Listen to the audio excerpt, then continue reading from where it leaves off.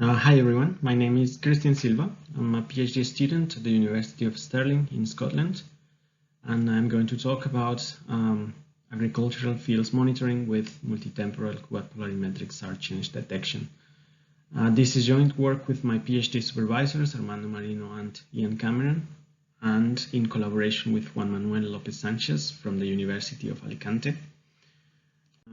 So let's start by seeing the case of pairwise change detection. So we can represent a resolution cell of a quad polarimetric image, like the one shown in the red square on the left, with its covariance matrix or coherency matrix in this case. Then if we consider two images, the difference between these two images will create a new image that we call here T sub C. Then we can decompose this matrix to obtain its eigenvalue and eigenvector representation, from which we can analyze the scattering mechanisms of T sub C, which are the scattering mechanisms that change between images.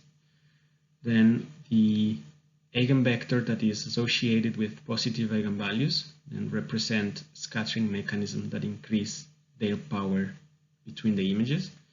And then the opposite is true for negative eigenvalues. On the absolute value of the eigenvalue, in this case, will represent the intensity of the change. If we have a stack of co-registered images, then we can repeat the pairwise difference using all the images in the stack. So it would be change detection between the first image and the second, the first image and the third, and so on, until we complete the change detection for all the pairs in the stack.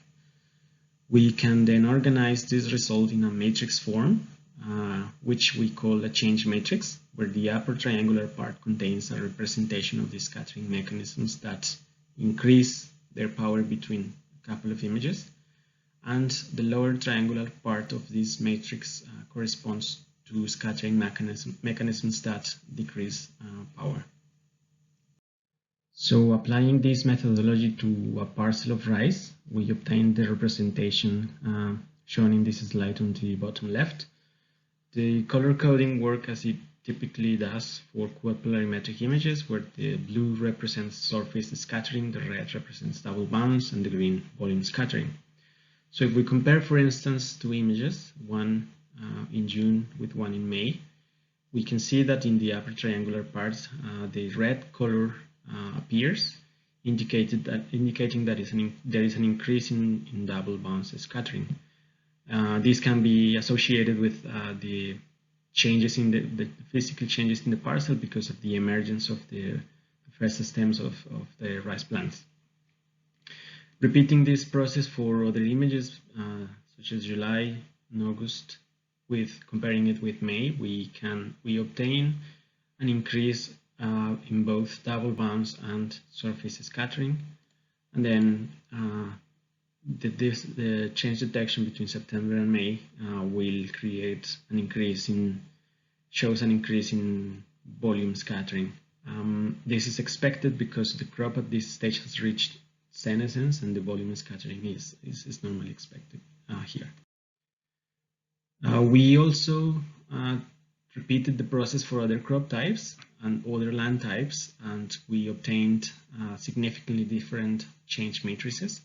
So basically this indicates that a change matrix is encoding a unique signature for every crop type or every land type, but it is in an interpretable way, because the colors are actually telling us what kind of scattering mechanisms evolve through time.